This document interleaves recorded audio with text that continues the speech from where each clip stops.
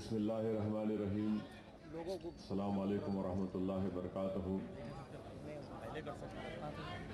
नशीन तशरीफ़ फरमा मजलिस इत्तेहादुल मुस्लिमीन के अरकान असम्बली, मेयर ग्रेटर हैदराबाद, मजलिस बल्दिया, अरकान बल्दिया, जनाब श्री सैलम साहब, जनाब नायडू साहब, मजलिस इत्तेहादुल मुस्लिमीन के मौजूद अरकान, सदर व मोतमदीन, बुजुर्गान मिल्लत, मेरे नौजवान साथियों और पसे पर्दा बैठकर सुनने वाली मेरे ज़दा और माँ और बहनों, ये एक दूसरा जलसे हालात हाज़रा जुबली हिल असम्बली कॉन्स्टिट्यूंसी में मुनक़्क़द किया जा रहा है। और आप जानते हैं कि इन जलसों को मुनक़्क़द करने का मकसद ये है कि हम आवाम के दरमियान में जाकर आने वाले दिनों में जो असम्बली और पार्लिमानी इंतख़ाबात होने जा रहे हैं, इस सिलसिले में मजलिस इत्तेहादुल मुस्लिमीन ये चाहती है कि आवाम के दरमियान में जाकर इन तमाम चीज़ों को आवाम के सामने रखे ताकि आवाम एक अच्छा फ़ैसला ले सके। और मजलिस की कोशिश यही है कि जहाँ पर हमारी पूरी कोशिश ये होगी कि अल्लाह के फजल व करम से जो पिछले असम्बली और पार्लिमानी इंतख़ाबात में हमारे अरकान असम्बली जो कामयाब हुए, उन दोबारा उन्हीं हल्क़े जात से मजलिस इत्तेहादुल मुस्लिमीन अपनी कामयाबी को बरकरार रखे। और मजलिस ये चाहती है कि ऐवान असम्बली में हमारी नुमाइंदगी में इजाफा हो। और मजलिस की कोशिश यही है कि जहाँ पर ऐवान असम्बली में हमारी नुमाइंदगी में इजाफा हो, वहीं पर हिंदुस्तान की जो सबसे बड़ी पंचायत है उस लोकसभा में भी हमारी नुमाइंदगी में इजाफा हो। इसीलिए मजलिस ने फैसला लिया कि हम लोग जमात की तरफ से जुबली हिल्स में अपने उम्मीदवार को खड़ा करेंगे। सिकंदराबाद पार्लिमानी हल्के से मजलिस इत्तेहादुल मुस्लिमीन अपने उम्मीदवार को उतारेगी। मजलिस की कोशिश रहेगी कि ना सिर्फ जुबली हिल बल्कि राजेंद्र नगर, मुशीराबाद और अधोनी से मजलिस इत्तेहादुल मुस्लिमीन अपने उम्मीदवार को मैदान में उतारेगी। निज़ामाबाद ज़िले से भी मजलिस का उम्मीदवार इंशाअल्लाह ताला असम्बली के इंतख़ाबात में हिस्सा लेगा। और यह मजलिस क्यों चाहती है? मजलिस यही समझती है और मजलिस की सोच जो आज से 55 साल पहले जब इस जमात का दोबारा अहिया किया गया, उस वक्त से मजलिस ये कह रही है कि हमको अगर हमारे मसाइल को हल करवाना है तो आपको सियासत में हिस्सा लेना पड़ेगा। ये बात 55 साल पहले मरहूम सदर अब्दुल वाहिद ओवैसी ने कही। मजलिस के दस्तूर को तरमीम किया गया और हिंदुस्तान के दस्तूर के ताबे उसको किया गया। 55 साल पहले मजलिस ने कहा था कि हम सियासत में हिस्सा लेंगे, इसलिए लेंगे ताकि हमारी मजहबी शनाख्त बरकरार रह सके, ताकि हमारी तहजीबी शनाख्त को हम और मजबूत कर सकें, ताकि हम हमारी सफ़ों से जो गरीबी है उसका खात्मा कर सकें, नाइंसाफ़ी जो हमसे की जा रही है उस नाइंसाफ़ी के दौर का हम खात्मा कर सकें। ये वही जमात थी, वही मरहूम सदर थे जिन्होंने जब पहले आंध्र प्रदेश में बैकवर्ड क्लास कमीशन बना तो यही मजलिस थी। मरहूम सदर ने जाकर बैकवर्ड क्लास कमीशन से मुतालबा किया था कि यहाँ पर गरीब मुसलमानों को रिजर्वेशन मिलना चाहिए। ये नुमाइंदगी ऑन रिकॉर्ड उस वक्त मरहूम सदर ने की और उस वक्त मजलिस ने मुतालबा किया था कि उन लोगों को मिलना चाहिए जो इनकम टैक्स अदा नहीं करते। बाद में सुप्रीम कोर्ट ने क्रीमी लेयर का कॉन्सेप्ट के बारे में कहा। मजलिस हर मोड़ पर बेबाक तरीके से नुमाइंदगी करती आई है। हम पर इल्जाम लगाने वाले बहुत से इल्जामात लगाए। कभी हमको फिरका परस्त कहा गया, कभी हमको एक एक नई किस्म की हमको गालियां दी गई, क्या क्या नहीं कहा गया हमारे बारे में।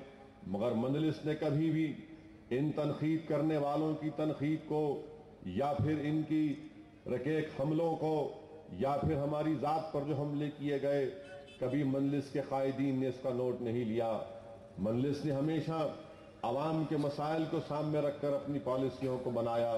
मेरे अजीज दोस्तों, मेरे भाई, आप जानते हैं कि आज जिस दौर से हम गुजर रहे हैं, जो चैलेंजेस हमारे सामने हैं, अगर हम उन चैलेंजेस का मुकाबला करना चाहते हैं तो बेहद ज़रूरी है कि हम अपनी जमात को मजबूत कर सकें।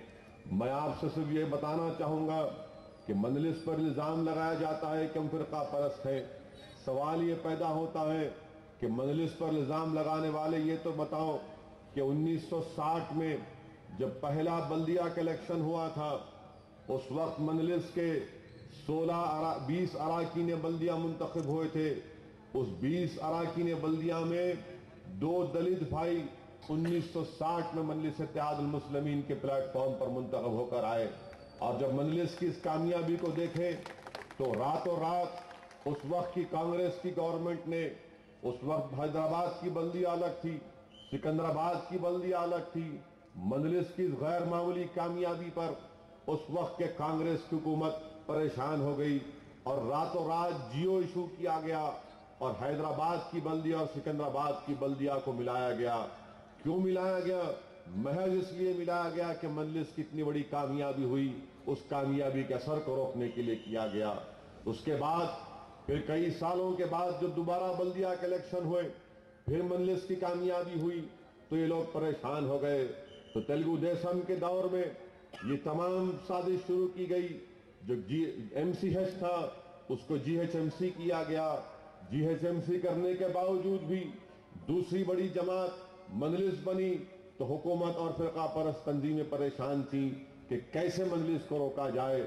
मैं आपसे बताना यह चाह रहा हूं कि इल्जाम हमेशा यही लगता है कि फिरका परस्त हैं, फिरका परस्त हैं।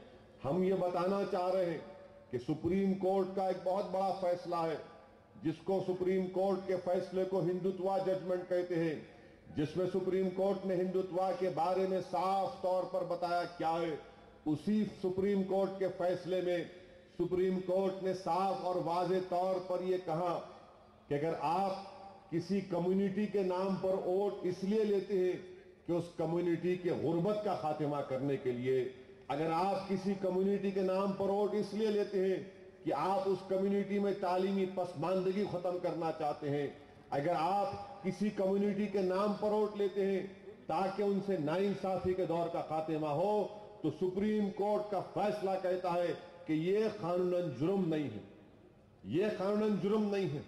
अब बताइए आप, जब मजलिस इस तमाम पसमानदगी को, तालीमी पसमानदगी को, नाइंसाफी के तमाम वाकयात को बयान करती है और इंसाफ के लिए लड़ती है, तो फिरका परस्ती का इल्जाम कैसे होता है?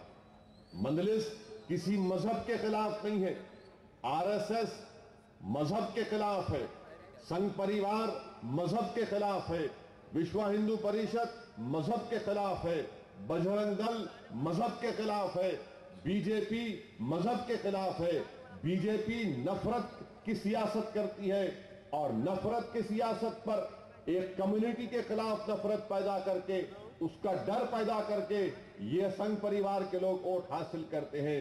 मजलिस किसी हिंदू भाई से नफरत नहीं करती, मजलिस किसी मजहब के खिलाफ नहीं है। हम ये कहते हैं कि हमारी जो सियासी जद्दोजहद है वो क्या है कि यकीनन हिंदुस्तान की सबसे बड़ी अक़लियत मुसलमान है, उनसे इंसाफ नहीं हुआ। और जब मैं ये कहता हूं तो कौन सी फिरका परस्ती की बात है?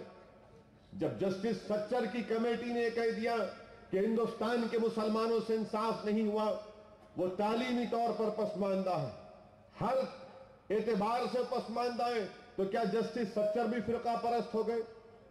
क्या वो तमाम जो उनकी फाइंडिंग्स थी, क्या वो तमाम उसकी रिपोर्ट में जो बताया गया आदद और शुमार देकर, वो तमाम के तमाम क्या फिरका परस्ती पर मुबन्नी थे?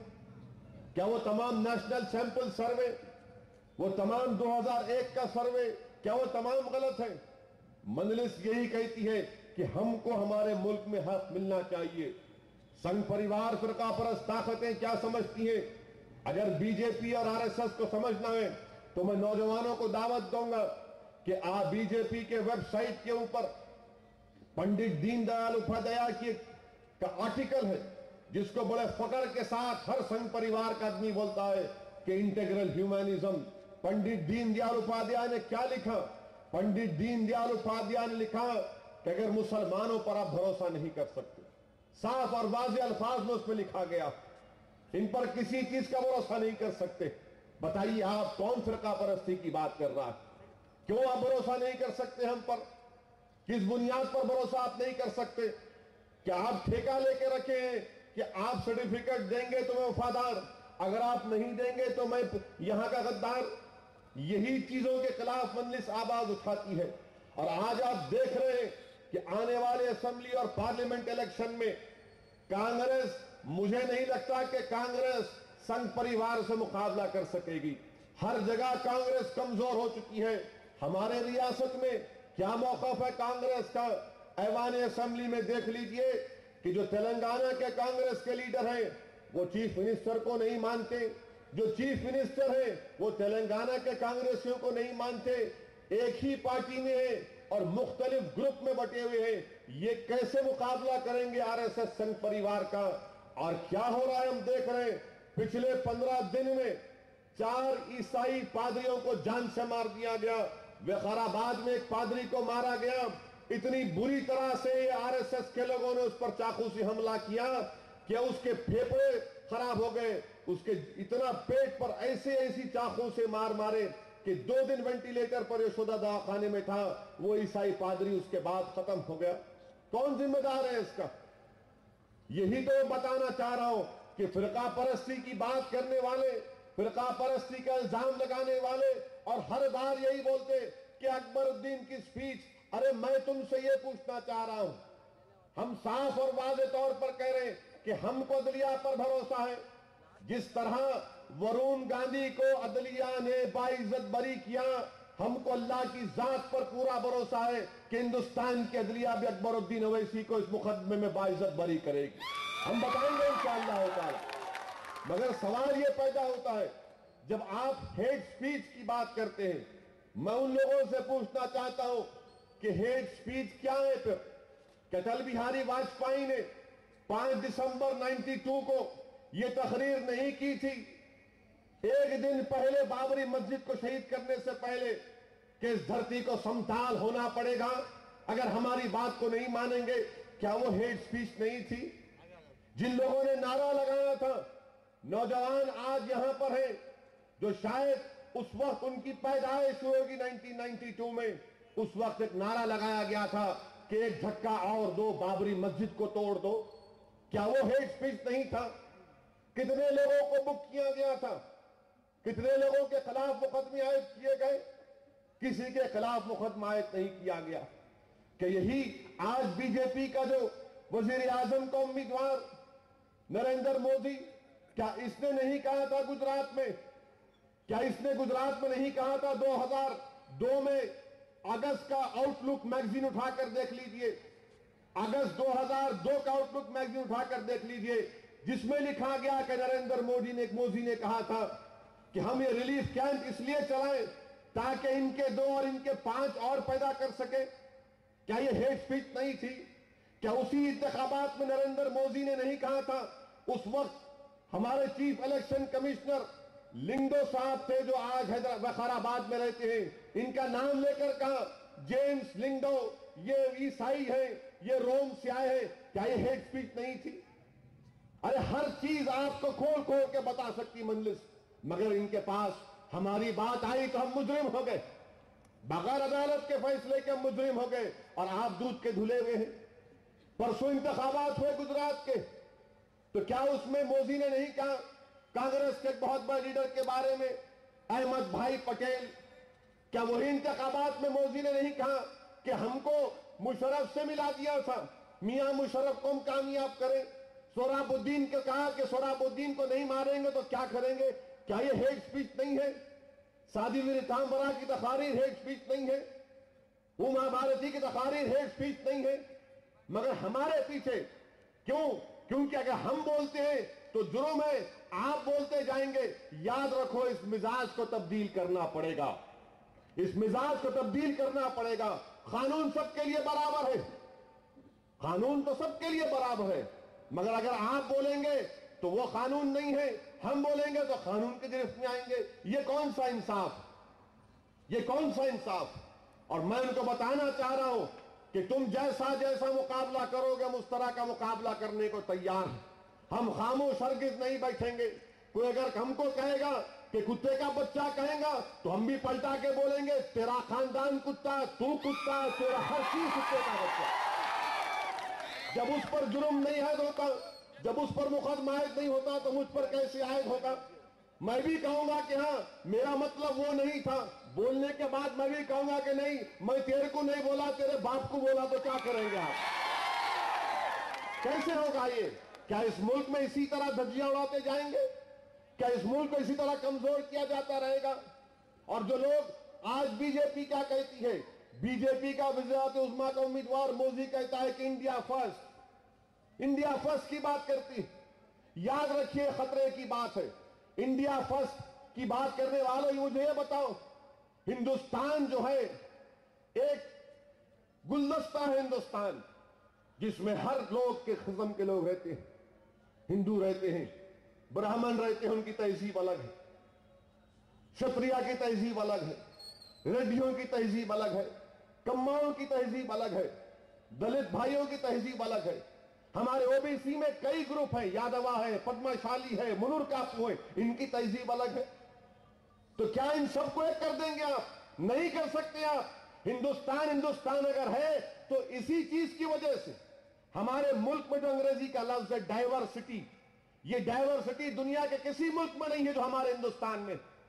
मगर बीजेपी आरएसएस क्या बोलती? नहीं, खाली आला जात के लोगों की सोच और फिक्र गालिब आ जाना, यहां पर कोई डाइवर्सिटी नहीं रहना, यहां पर दलितों की तहजीब खत्म कर दो, खवारियों की तहजीब खत्म कर दो, और फिर ये तमाम तमाशे। इसलिए इंडिया फर्स्ट की बात करने वालों, तुम हिंदुस्तान के दस्तूर को नहीं पढ़े, और पढ़ भी चुके तो तुम उसके खिलाफ काम करने की बात करते हो। पढ़ो कभी जाके नौजवानों, हिंदुस्तान का दस्तूर दफा 25 से 30 तक क्या कहता है। दस्तूर की दफा 25 से 30 ये कहता है कि मुसलमानों की तहजीब, मुसलमानों की मजहबी शनाख्त को बचा के रखना, यही इसका स्पिरिट है। दफा 25 से लेकर दफा 30 तक जो हमारे मुल्क का फंडामेंटल राइट है। कैसे आप कहेंगे कि इंडिया फर्स्ट, फिर बीजेपी बोलती, मोदी बोलता कि सबका विकास सबका साथ। कहां का विकास? गुजरात में प्री मैट्रिक स्कॉलरशिप मुस्लिम बच्चों को नहीं दी जाती। गुजरात में 2 कानून बनाए गए। क्या कानून बनाया गया गुजरात में कि अगर आप अपना मजहब तब्दील करना चाहते हैं तो नहीं तब्दील कर सकते। यह कानून बनाया गया गुजरात में। यह और बात है कि गवर्नर ने उस पर दस्तखत नहीं की, कानून नहीं बना, मगर असेंबली में तो बिल पास हुआ। अब बताइए, सबका विकास सबका साथ कहां पर हुआ? इंडिया फर्स्ट कहां पर हुआ? इंडिया फर्स्ट नहीं, हिंदुत्वा फर्स्ट की बात करने वाले ये लोग। ये आरएसएस की तहजीब को, उसकी सोच को अगर आरएसएस को समझना है तो इंशाअल्लाह कभी एक जलसे में गुरु गोलवालकर की जो किताब है बंच ऑफ थॉट्स के एक एक सफों को आपके सामने रखूंगा, जिससे आप खुद महसूस करेंगे कि कितना जहर इसमें है हमारे ताल्लुक से, कितना जहर दलितों के आस्ते है, कितना जहर हमारे ओबीसी भाइयों के आस्ते है। और बीजेपी सबको धोखा दे रही है।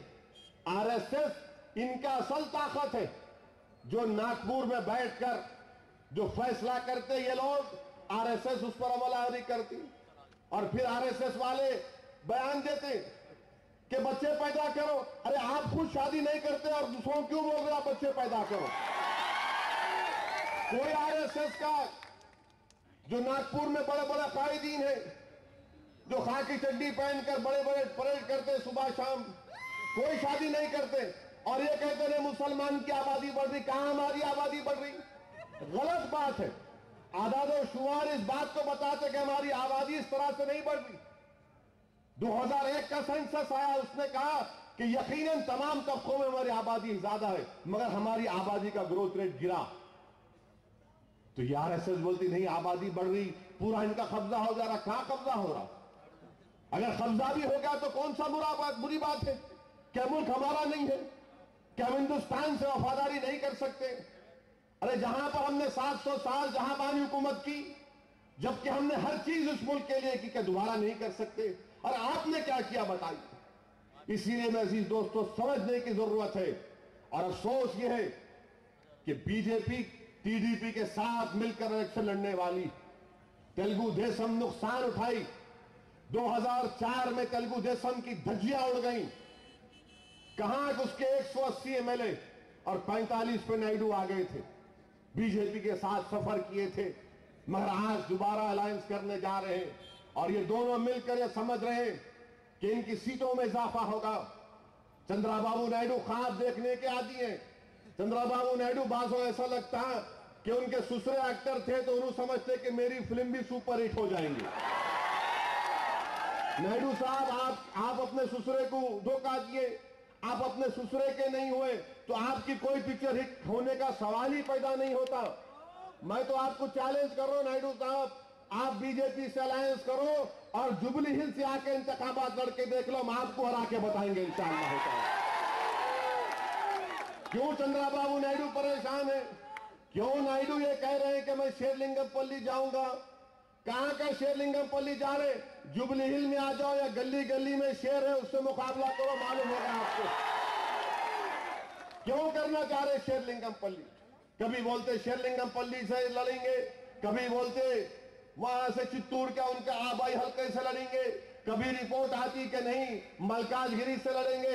अरे जुबली हिल से लड़के बताओ, वो क्यों केबल वाले को उतार दिया आप मैदान में? उन्हें जानता ना पहचानता जुबली हिल में किसी को, कोई नहीं जानता बेचारे को।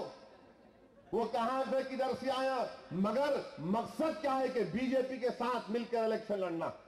कांग्रेस मुकाबला नहीं कर सकती तेलुगु देशम बीजेपी से। साफ और वाज़ेह अल्फाज में आपसे कह रहा हूं। 4 रियासत के लिए असेंबली इलेक्शन हमारे सामने है। बताइए आप, राजस्थान में कोटा एक इलाका है जहां पर बहुत बड़ी आबादी है मुसलमानों की। मेरे दिल्ली में एक बहुत बड़े सहाफी मेरे दोस्त हैं, वो इलेक्शन का कवरेज करने अपने अखबार से गए, डीएनए अखबार, उनका नाम इफ्तिखार गिलानी। इफ्तिखार गिलानी ने मुझे बताया कि जब वहां पर गए तो कांग्रेस की तरफ से इंतखाबी मुहिम कैसी हो रही देखो आप।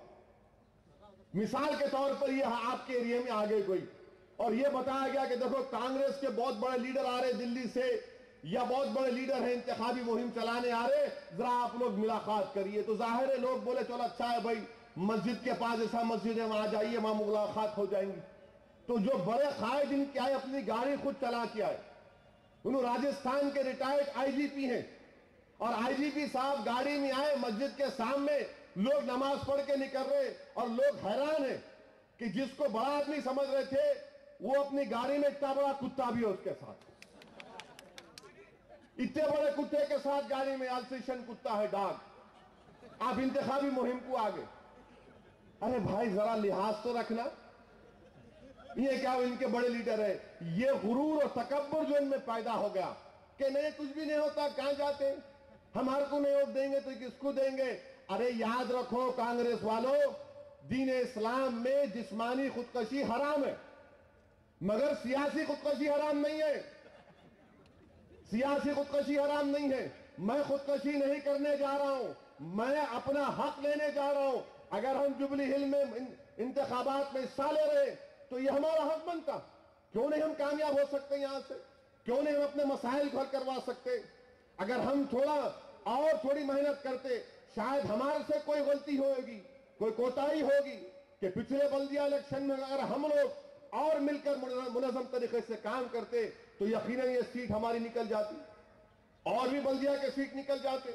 मगर बोरा बंडे में मजलिस की कामयाबी क्या पैगाम दे रही है?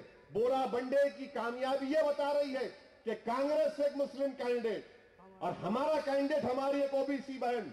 लोगों ने कहा कि देखो हमने मुसलमान को टिकट दिया। अरे हमने कहा तुम्हारा मकसद वही है।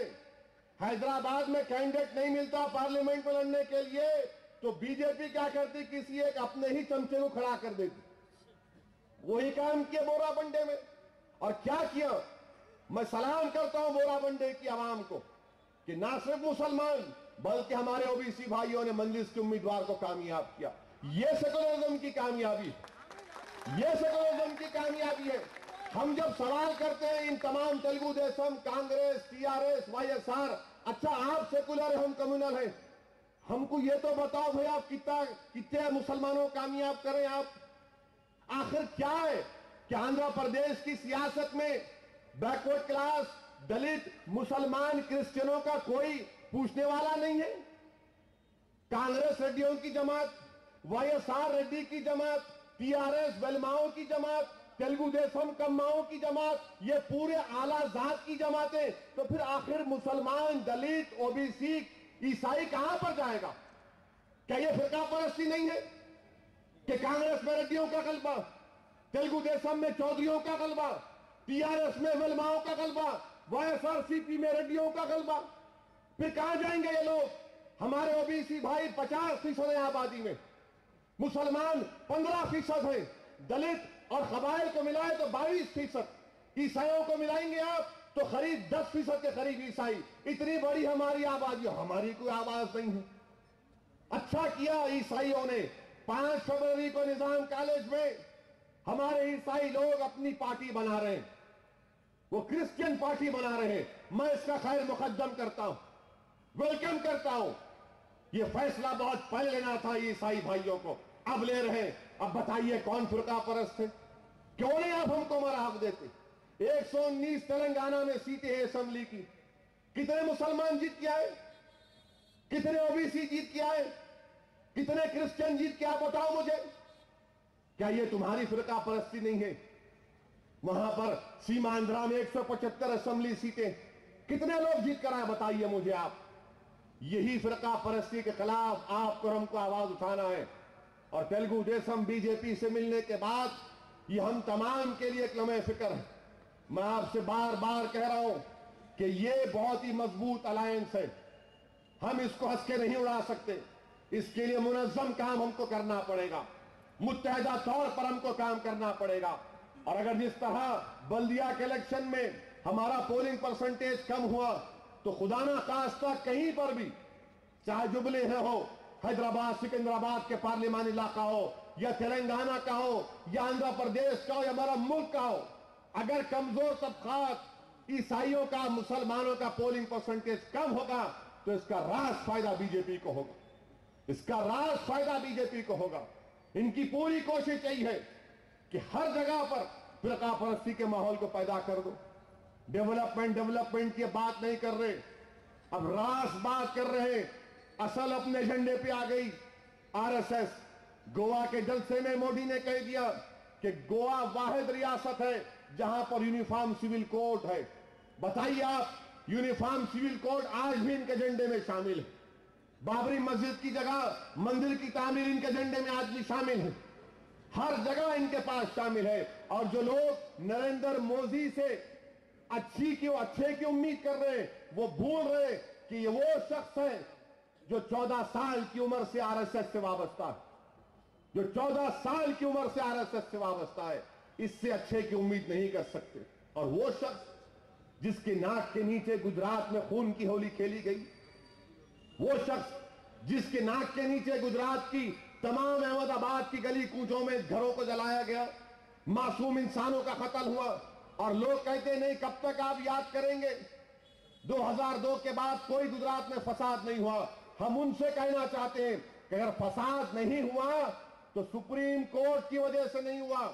फसाद अगर नहीं हुआ तो हमारे ऐसे कई हिंदू भाई हैं जो सेकुलर हैं, चाहे वो तीस्ता सीतलवाद हो, या फिर ये प्रदीप शर्मा हो, या संजीव भट्ट हो, या फिर वो तमाम पुलिस के रिटायर्ड लोग हो, जिन्होंने मुनज़्ज़म मुत्तहदा कोशिश की, आज भी कर रहे हैं। क्योंकि कोर्ट को गए, मुकदमे आयद किए, सजा हुई उन लोगों पर, तो ये लोग डर गए। वरना ये लोग तो हर वक्त फसाद कराने पे तुले हुए। अब बड़े बुलंदबान दावे करते कि नहीं 2002 के बाद नहीं हुआ, 2002 के बाद भी हमेशा हमले हुए। मैं खुद गया था गुजरात को, बड़ौदा में एक दरगाह को और मस्जिद को शहीद किया गया था। मैं वहां से जाकर जख्मी लोगों को हैदराबाद लाया था, उनका ऑपरेशन करवाए, 2-3 का पैर काटना पड़ा। बताइए अजीज दोस्तों, क्या आज भी फिरका परस्ती, यकीनन फिरका परस्ती है। इसका खात्मा अगर करना है तो अपनी जमात से वाबस्ता हो जाइए। आज लोग तंग हैं, चाहे कांग्रेस हो, तेलुगु देशम हो, बीजेपी हो, आवाम देख रही है कि इनके पास कोई नई चीज नहीं है, वही पुरानी बात कर रहे हैं। मेरी आपसे गुजारिश है कि आप अपनी जमात को मजबूत करिए। 55 साल से जमात हर वक्त में, हर मरहले में आपके सामने, और लोग आज बहस कर रहे कि मुल्क में सादगी अख्तियार करना है पॉलिटिशियंस को। दारुस्सलाम को कभी आकर देख लीजिए, अंदाजा हो जाएगा कि क्या सादगी का मतलब क्या है। नौजवानों में तुमको दावत देता हूं, कभी आओ दारुस्सलाम को, आकर देखो हम कैसा काम करते हैं।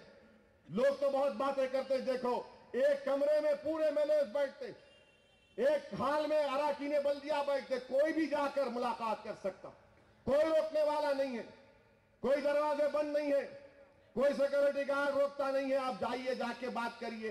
अरे हद तो ये हो गई कि मामूली कारपोरेटर या एमएलए से मिलना है तो एमएलए साहब अपना फोन नहीं उठाते, पीए फोन उठाता उनका।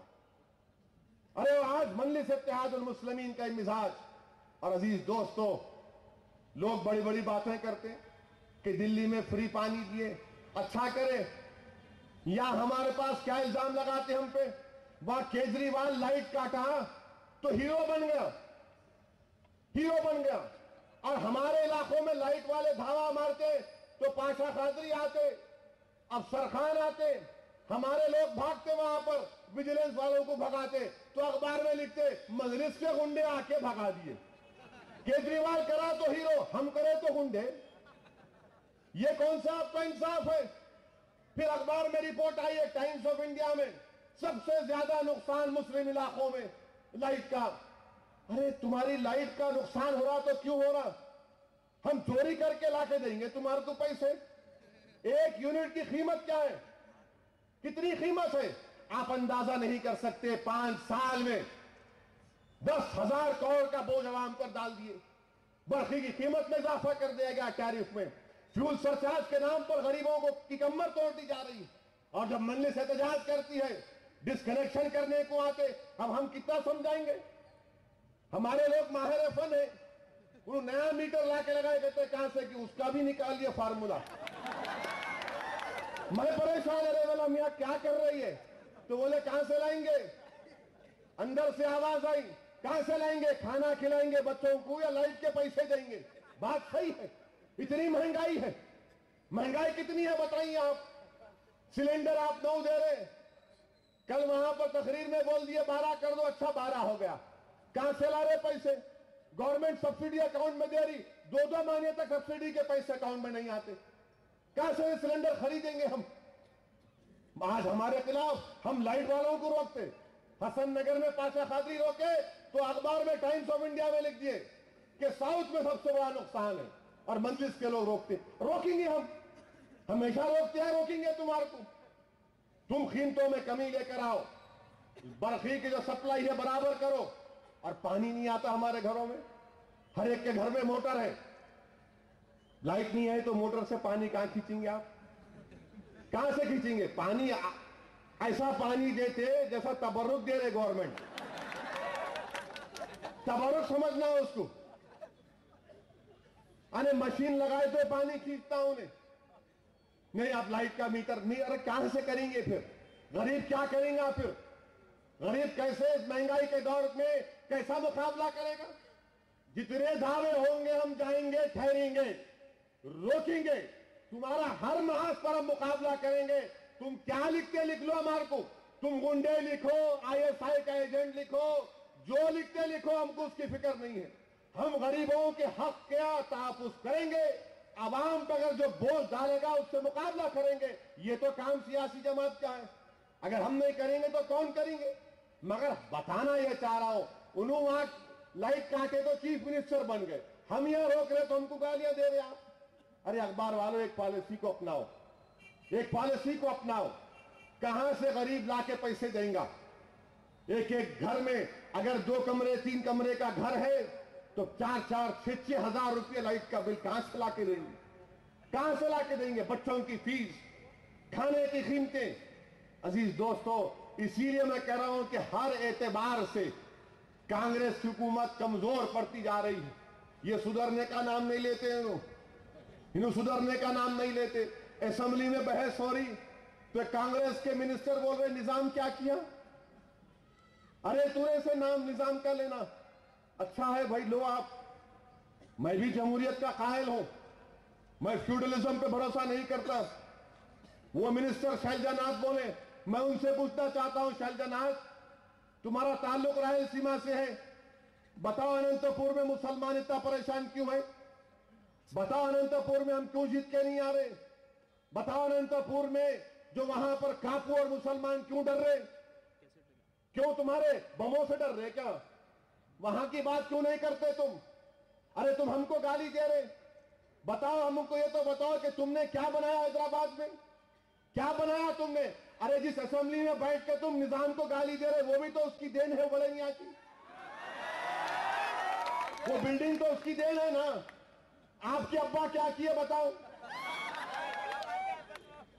आपके अंकल क्या किए बताओ, आपके मामू कौन सा तीर मारे, आप वहां से आके हमको गाली दे रहे। अरे बिल्डिंग हम लोग बनाए, उसमें बैठ के हमको आप आंखें दिखा रहे। आप बीमार पड़ गए थे, निम्स को जाते, कौन आपके डैडी बनाए हम बनाए? निम्स हम बनाए। पीने को पानी कौन दिए गंडी पेट से? आप बनाए हम बनाए।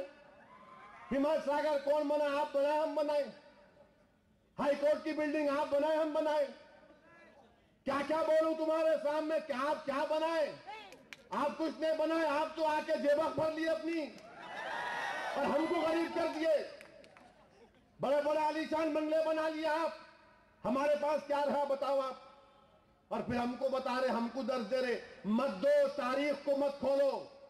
अगर तारीख पर बहस करोगे, एक एक ऐसी बात करूंगा कि तुम नजर उठाकर नहीं देख सकते हमारी तरफ। इतनी नाइंसाफी हमसे की गई। अगर हमने हैदराबाद में तहजीब अगर जिंदा है, हमारी मजहबी शनाख्त जिंदा है, तो लाखों सलाम उन गरीब मुसलमानों को जिन्होंने कहा कि नहीं, कम से कम हमारे इलाकों में हम अपनी तहजीब में फर्क आने नहीं देंगे। ये हमारी जिद्द है। और आप आके हमारे को आंखें दिखा रहे, तेलंगाना की बात करते। तेलंगाना तेलंगाना ऐसा गाना हो गया कि खत्म ही नहीं हो रहा गाना ये। तेलंगाना का मुतालबा करने वालों, कभी बिल को तो पढ़ो। हर कांग्रेसी को हवस है मैं चीफ मिनिस्टर बन जाना, गिरके पर बन जाना, लंगड़ते बन जाना, डाइव मार के बन जाना, किसी को लात मार के मगर मैं बन जाना। अरे बन जाओ भाई, अच्छा है आप बन जाओ, मगर ये भी तो देखो ये कौन सा इंसाफ है। हैदराबाद के law and order incharge governor रहेंगे कहते, गवर्नर के पास लॉ एंड ऑर्डर रहेगा। क्या ये हिंदुस्तान के कॉन्स्टिट्यूशन के खिलाफ नहीं है? हमारे दस्तूर की लिस्ट 2 इस बात की इजाजत नहीं देती कि लॉ एंड ऑर्डर हमेशा रियासत के पास रहना। आप बिल बना दिए, लॉ एंड ऑर्डर गवर्नर के पास रहेगा। जरा थोड़ी देर के लिए सोचो आप, आज दिल्ली का चीफ मिनिस्टर 3 पुलिस वालों के सस्पेंशन का मुतालबा कर रहा है। 3 पुलिस वालों के सस्पेंशन का मुतालबा कर रहा है। मौतल करो इनको, चीफ मिनिस्टर है, उन्हें उसकी बात नहीं सुन रही मरकजी हुकूमत, इसलिए कि लॉ एंड ऑर्डर दिल्ली का मरकजी हुकूमत के पास है। वक्त का चीफ मिनिस्टर बोल रहा अगर आप मौतल नहीं करेंगे तो मैं धरना दूंगा। बताओ आप, अरे तेलंगाना का चीफ मिनिस्टर बनने वालों, क्या तुम भी धरना दोगे? कल के दिन पुलिस वाले तुम्हारे को उठा के गाड़ी में फेंक देंगे। ये हजरत पुलिस है, इनसे लड़ना खाली हमारे को आता, आपकी बस की बात नहीं है, आपकी बस की बात नहीं है। जब तक आप पावर में रहे आप बड़े शान करते, पावर निकल गया तो आप घर से बाहर नहीं निकलते। हमारा एक दिल गुर्दा है, मार खाते, लड़ते, ठहरते, छुड़ाते, रातों में जाते, हर जगह करते। मगर ये कैसे तेलंगाना के कायदीन हैं? ये गवर्नर लॉ एंड ऑर्डर का इंचार्ज, गवर्नर साहब क्या करेंगे? गवर्नर साहब आज है चले जाएंगे, कल अमित शाह गवर्नर बन गया तो क्या करेंगे आप? क्या करेंगे आप बताइए? टारगेट हम बनेंगे, हमको टारगेट बनाया जाएगा, दलितों को टारगेट बनाया जाएगा, क्रिश्चियनों को टारगेट बनाया जाएगा। क्या बेखराबाद में नहीं हुआ? 4 पादरियों को जान से मार दिए खाकी चड्डी पहनने वाले। ये खाकी चड्डी वाले कत्ल कर रहे और खाकी चड्डी पहनने वाले थालियां मार रहे। इनको समझ में नहीं आ रहा, समझ में नहीं आता कि ये इनकी पैंट में भी लगता है कि खाकी चड्डी पहने हुए हैं लोग। और अफसोस होता है मुझे, हमारे retired DGP Arvind Rao Arvind Rao DGP बने, रिटायर होने के बाद जाके आरएसएस में शामिल हो गए। अरे क्या है बताइए आप, क्या हमारे मुल्क में कानून नहीं बनना कि जो गवर्नमेंट सर्विस में रहता है रिटायरमेंट के 2 साल तक वो किसी तंजीम से वाबस्ता ना हो, वो जाके बैठ गया आरएसएस में? बताइए, हर एतबार से पूरी कोशिश की जा रही। तेलंगाना का जो बिल है हमको वो मंजूर नहीं है। अगर इस हाल में बिल आएगा तो मजलिस इसकी मुखालिफत करेगी। आप बताइए, हाई कोर्ट, तेलंगाना का हाई कोर्ट नहीं रहेगा कहते। अरे कैसा है भाई, नौकरियों के वास्ते यूनियन पब्लिक सर्विस कमीशन जिम्मेदार रहेगा, तेलंगाना में पब्लिक सर्विस कमीशन नहीं बनेगा। अरे दारुल हुकूमत क्या मतलब, कॉमन कैपिटल रहेगा। अरे कैसे कॉमन कैपिटल है भाई, किसी का एक का कैपिटल रह सकता। अगर आप बोलेंगे ये हिंदुस्तान का कैपिटल दिल्ली है, हिंदुस्तान का कैपिटल तो कोई दूसरे मुल्क में तो नहीं हो सकता ना, कोई दूसरे स्टेट का कैपिटल दूसरे रियासत में नहीं हो सकता, तो कैसे एक रियासत का कैपिटल दारुल हुकूमत हैदराबाद में 2 का रहेगा? अरे आखिर किस्सा क्या है भाई, कौन कर रहा है फैसले ये? और फिर ये बिल में ये एक और चीज, अगर तेलंगाना बन गया तो आंध्रा का इलेक्शन हो जाएगा, तेलंगाना का असेंबली इलेक्शन नहीं होगा। या तो रिजर्वेशन की 2-3 सीटें खत्म होगी, या फिर अराकीन असेंबली के नंबर्स में इजाफा होगा और प्रोविजनल असेंबली का जिक्र है। अरे तेलंगाना के लिए लड़ने वालों, जरा बिल को तो पढ़ो। खाली बिरयानी पर नजर है तुम्हारी, बोटी मेरी प्लेट में आती नहीं आती। 600 बच्चे खुदकुशी करके मर गए, कम से कम उनकी खुदकुशी को तो याद करो। उनकी खुदकुशी याद नहीं है, इनको सिर्फ देख रहे कि कब देख खुलेंगी, ख्वाजा का लंगर है लूट के भागूंगा मैं। देख में नजर है काली इनकी, अब खुलती देख, अब खुलती, खुशबू आ रही, अब मैं बात तो बोल रहे पूरी देख को लेके भाग जाऊंगा मैं। अजीब व गरीब है ये लोग। अरे देखो तुमको क्या मिल रहा है, बगैर हैदराबाद के कौन सा तेलंगाना, क्या तेलंगाना? क्या तुम्हारी इज्जत, तुम्हारी इज्जत नफ्स तुमको इजाजत देता कि हैदराबाद पर किसी और का कब्जा हो? आप जब तेलंगाना दे रहे हैं तो हैदराबाद क्यों नहीं देते पूरा? क्या आपको इन पर भरोसा नहीं है लोगों पर? कौन सी बात है ये? क्या आपको हम पर भरोसा नहीं है? क्या हम यहां पर नहीं रहते हैं? अरे हम मजलिस क्या बोल रही है कि हैदराबाद सबका है। मजलिस सख्ती से कही कि सेटलर, किसी को आप सेटलर नहीं पुकार सकते, इसको कानूनन जुर्म बना हुआ, सब बराबर है, हम सब हिंदुस्तानी हैं, इस मुल्क के बाइज़्ज़त शहरी हैं, नंबर 1 के शहरी हैं, नंबर 2 के नहीं है। मगर सेटलर पुकारते, सेटलर पे क्यों कानून नहीं बनाती आप? और फिर ये बोलते नहीं सेटलर को ऐसा, कोई सेटलर को कुछ नहीं होगा।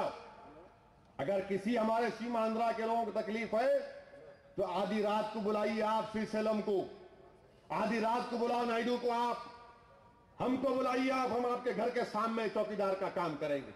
कुछ नहीं होगा आपको। आपको रहना है हैदराबाद में, आपको हैदराबाद की तरक्की में हिस्सा लेना है, आपको हैदराबाद को मजबूत करना है। यकीनन सीमांध्रा के लोगों का एक रोल है यहां पर, इसको कोई डिनाई नहीं कर सकता। हमारे सीमांध्रा के भाइयों को हैदराबाद में रोकना है। हमारी कामयाबी यह होगी जब उनको रोकेंगे। और मैं हमारे सीमांध्रा के भाइयों से कहना चाह रहा हूं कि आंख खोलो, आप देखो इन लोगों को, जो एक तो आपको सेटलर पुकार रहे और फिर एक तेलुगु देशम की अलग दोगली पॉलिसी। चंद्राबाबू नायडू अपने आप को निजाम सरकार समझ रहे। मेरी 2 आंख, एक आंख तेलंगाना कहते, एक आंख वो। कैसा आपकी 2 आंख है भाई? एक आंख को फोड़ के दूसरी आंख से देख रहे आप, कौन सी पॉलिसी है इनकी? नहीं, मेरी 2 आंखों की पॉलिसी है। अरे 2 आंखों की पॉलिसी क्या, आपकी आंख में मोतिया आ गया क्या? 2 आंख की पॉलिसी मेरी, कांग्रेस की क्या पॉलिसी है? और फिर वो लोग बोलते कि नहीं सेटलरों को भगा देंगे हम, कोई सेटलर नहीं भागेगा इंशाअल्लाह ताला। इनका कंट्रीब्यूशन है, इसको मानना पड़ेगा। और हमारी कामयाबी होगी कि उनको रोकेंगे, क्योंकि हैदराबाद को और तरक्की करवाना है, हैदराबाद को और मजबूत करना है, और यकीनन हैदराबाद को बुनियादी मसाइल को हल करना है। अजीज दोस्तों, ये मजलिस इत्तेहादुल मुस्लिमीन करना चाहती, इसीलिए आप सदवन गुजारिश है कि आप जहां कहीं भी जिस जगह पर हैं अपने वोट का इस्तेमाल करिए, वोट के परसेंटेज को बढ़ाइए। पोलिंग परसेंटेज अगर हमारा वही 45-50 रहा तो नहीं हो सकता मेरे भाई। ये कोई पास का नहीं है मामला। मैं जब हैदराबाद पब्लिक स्कूल में पढ़ता था तो मेरी बड़ी ख्वाहिश होती खाली पास हो जाना, भाई 40 ला लिया तो बस। अब ये मामला पास होने का नहीं, हम पास हो गए ऑलरेडी। अब डिस्टिंक्शन लाने का है, गोल्ड मेडल लाने का है, रिकॉर्ड तोड़ने का है। बताना उस कुत्ते के बच्चे को कि हमारा रिकॉर्ड क्या है। जो हमको कुत्ते का बच्चा बोले उनको बताना कि हमारे पैरों के नीचे कौन से कितने कुत्ते आएंगे। देखो इंशाअल्लाह ताला हम जब पोलिंग को निकलेंगे तो कामयाब करेंगे इंशाअल्लाह ताला अपने उम्मीदवार को। जिस तरह बोरा बंडे में हमारी कामयाबी हुई, जिस तरह वो कामयाबी सेकुलरिज्म की कामयाबी थी, इंशाअल्लाह ताला इसी तरीके से दासिफ जुबली हिल जहां कहीं मजलिस इत्तेहादुल मुस्लिमीन की कामयाबी होगी वो अवाम की कामयाबी होगी। वो हमारी शख्सियत की कामयाबी नहीं होगी बल्कि हमारी सोच की कामयाबी होगी, हमारी इज्तिमाई कामयाबी होगी, इनफरादी कामयाबी नहीं होगी। सेकुलरिज्म की कामयाबी होगी, फिरका परस्तों के खिलाफ कामयाबी होगी और आरएसएस संघ परिवार के खिलाफ एक मुंह तोड़ जवाब हमको देना, मुंह तोड़ जवाब इनको देना। ये बड़े बड़े ख्वाब देख रहे हैं, बड़े बड़े ख्वाब देख रहे हैं। मोदी ख्वाब देख रहा है कि लाल किले पर मैं झंडा चढ़ाऊंगा। नहीं मोदी, इंशाअल्लाह ताला तेरा ख्वाब ही रहेगा इंशाअल्लाह। इंशाअल्लाह ताला हिंदुस्तान की आवाम सेकुलर आवाम है। हिंदुस्तान की आवाम एक जल्लाद को और उस शख्स को वजीर आजम नहीं बनाएगी जिसके जेरे क़यादत अहमदाबाद में मासूम लोगों का कत्ल हुआ, मासूम लोगों का कत्ल किया गया। और आज भी आरएसएस की आइडियोलॉजी क्या है? पालमपुर का रेजोल्यूशन है 89 का कि बाबरी मस्जिद के ताल्लुक से रेजोल्यूशन पर आज भी वो लोग कायम है उस पर। क्या आरएसएस की सोच है? और ये तमाम के तमाम मुल्क को तबाह और कमजोर करने पर तुले हुए हैं। मजलिस अगर बीजेपी तेलुगु देशम की मुखालिफत कर रही है तो हरगिज कांग्रेस वाले उसका मतलब मत निकालो कि हम तुम्हारी तारीफ की बात कर रहे हैं। नहीं, हम अपनी बात कर रहे हैं। हम अगर बीजेपी के खिलाफ हैं तो हमारे को हक बनता उनके खिलाफ होने का। तेलुगु देशम के हम खिलाफ हैं तो हमको हक बनता। और हम में इतनी ताकत अल्लाह ने दी है कि इंशाअल्लाह ताला हम तेलुगु देशम और बीजेपी को रोकेंगे। कांग्रेस तो नहीं है यहां पर, अब जा रहा है इनका टाइम हो गया, इनका टाइम हो गया बिल्कुल। अब इनको समझ में नहीं आ रहा, अब खाली पुराने रिवायती बातों में जिंदा है। उन्होंने ऊपर करे थे, ऐसा करे थे, ये करे थे। अरे मेरे भाई याद रखो, मैं भी मरहूम कायद का बेटा हूं। अगर मैं भी बोला कि मैं सालार के जैसा हूं तो लोग आप बोलते अच्छा देखो, इनको देखो और उनको देखो। कोई ये नहीं कह सकता ना मेरा बाप ऐसे थे, वालिद ऐसे थे, मैं ऐसा। अरे नहीं मेरे भाई, वो वालिद इसलिए थे, वो मुकाम उनको इसलिए मिला क्योंकि उनकी मेहनत में इखलास था। दिन रात एक करके मेहनत की। मैं उनकी तरह नहीं बन सकता। और अगर कोई ये कहेगा कि नहीं मैं अपनी उनकी तरह बन जाऊंगा, नहीं बन सकते। वो आसमान है तो मैं जमीन हूं, वो आसमान है तो मैं जमीन हूं।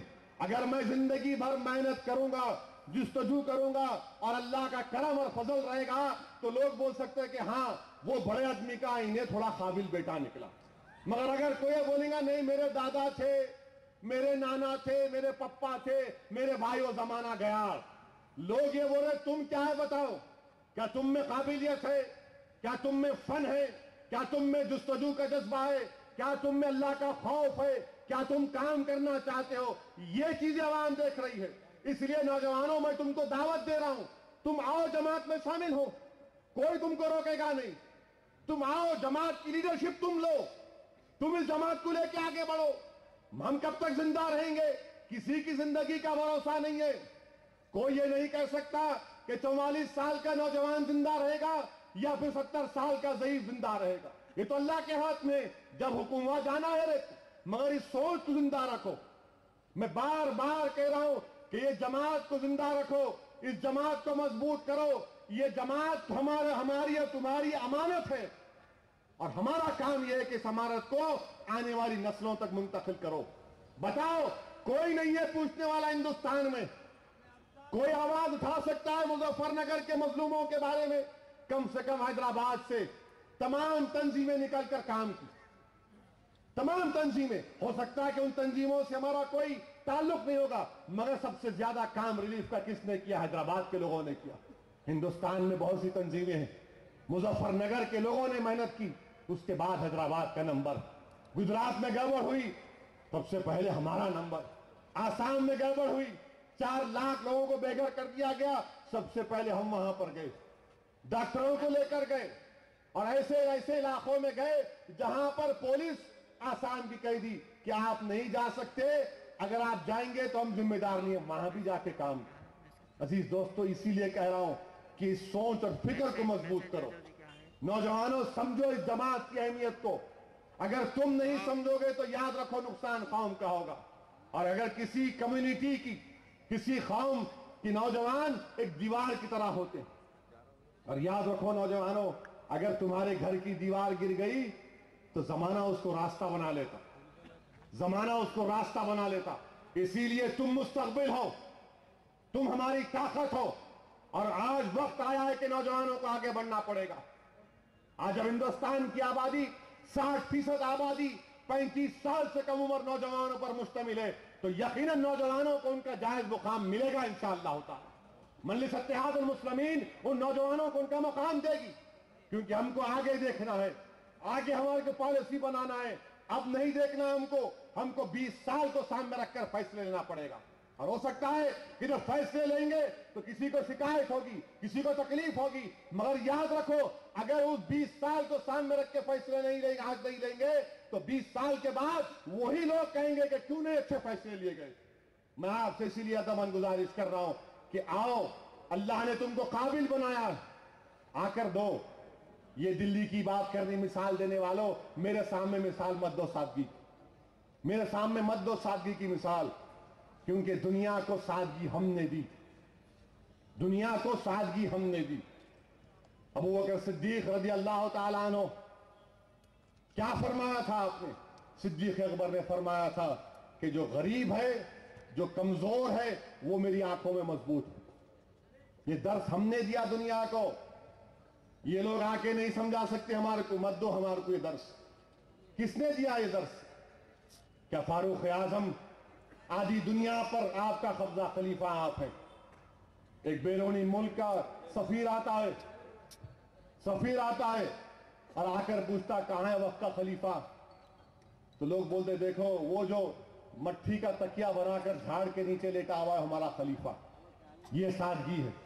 किसने कहा था कि कौम का रहबर कौम का खादिम है?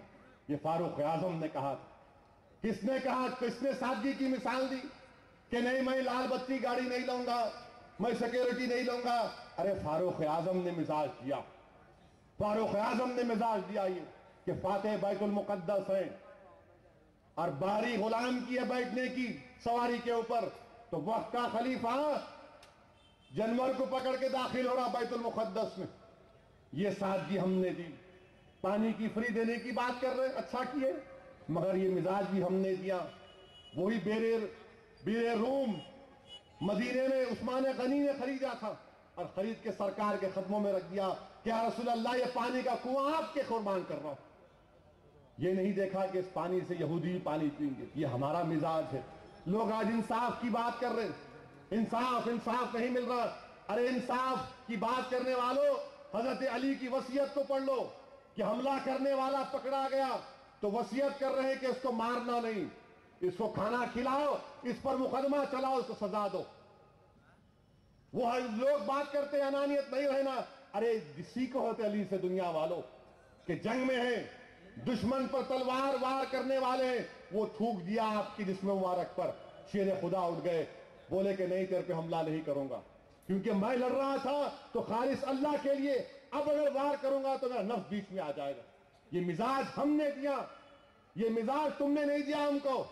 लोग नई पार्टी बना सकते हैं, मगर दुनिया को मिजाज सादगी का हमने दिया। आज दुनिया बोल रही कि गरीबों को साथ लो। अरे कोई कुरान तो पढ़ लो, कुरान में क्या लिखा गया? कुरान में अल्लाह फरमा रहा है रसूलुल्लाह सल्लल्लाहु अलैहि वसल्लम को, जब पैसे वाले आकाए दो आलम से अकेले में आकर मिलना चाह रहे थे तो अल्लाह फरमा रहा है मेरे महबूब इन गरीबों को दूर मत करो, इन गरीबों को दूर मत करो। बताओ, ये मिजाज हमने दिया दुनिया को। आज दुनिया के हमको मत दिखाओ आईना। हाँ, गलती हम में है कि हमने अपने मनसब को भुला दिया, हमने अपने तमाम असलाफ की कुर्बानियों को भुला दिया, हमने अपने हीरोज की कुर्बानियों को भुला दिया। आज हमारे हीरो नाचने गाने वाले, हमारे हीरो नाचने गाने वाले हैं, हमारे हीरो मुसैब बिन उमैर नहीं है। हमारे हीरो वो नंगा नाच करने वाले हमारे हीरो हैं। हमारे हीरो इमाम हुसैन नहीं। अरे इमाम हुसैन हमारे हीरो, उलमा हमारे हीरो हैं, वली अल्लाह हमारे हीरो हैं। ये गंदे नजीस से कहां क्या है, किधर से पैदा हुए, क्या हुए नहीं मालूम। इनकी फिक्र मत करो आप, ये सब जाने वाले हैं। इन सब जमीन की ग़िज़ा बनने वाले एक न एक दिन। ये इनके बड़े बड़े तेवर, ये बड़ा गुरूर, ये सब खत्म होने वाला है इंशाअल्लाह ताला। मेरी आपसे गुजारिश है कि जमात को मजबूत करिए। जुबली हिल्स के जितने पोलिंग स्टेशन हैं वहां पर इब्तिदाई बनाइए। बहुत से पोलिंग स्टेशनों पर इब्तिदाई बनाना है। मजलिस की ब्रांच बनाइए। लोगों को तरगीब दीजिए। अभी से SMS कैंपेन स्टार्ट करो। यूट्यूब पे जाओ, यूट्यूब पे कितना करे संघ परिवार वाले। अकबरुद्दीन ओवैसी की तकरीर को यूट्यूब पे इतना डाले, यूट्यूब भी मेरे को मालूम होगा। नहीं तो नहीं यूट्यूब मैं जरा क्या है जी यूट्यूब, होता ये यूट्यूब है। फेसबुक पे जाओ, कैंपेन स्टार्ट करो। आप सोशल मीडिया का इस्तेमाल करो, तरगीब दो एक दूसरे को कि भाई निकल के वोट डालना है। नामों का इंदराज कराओ, पोलिंग परसेंटेज में इजाफा करो, ताकि हम लोग अभी से शुरू करेंगे मुहिम। देखो कैसा मोदी तैयारी कर रहा, मोदी कैसी तैयारी कर रहा, हर वक्त कुछ ना कुछ नई तमाशे कर रहा है। और लोग अगर नहीं समझेंगे दुश्मन की चाल को तो खुदा ना खास्ता हमको तकलीफ होगी। इसीलिए अजीज दोस्तों, मुत्तहिद रहिए, सबको साथ लेकर हमको आगे बढ़ना है। और इंशाअल्लाह ताला मुझे अल्लाह की जात पर पूरा भरोसा है कि जरूर अल्लाह सुब्हानहू ताला अपने फजल और करम से हमको हर जगह पर अल्लाह कामयाब करेगा। वाखिर दावन अल्हम्दुलिल्लाहि रब्बिल आलमीन।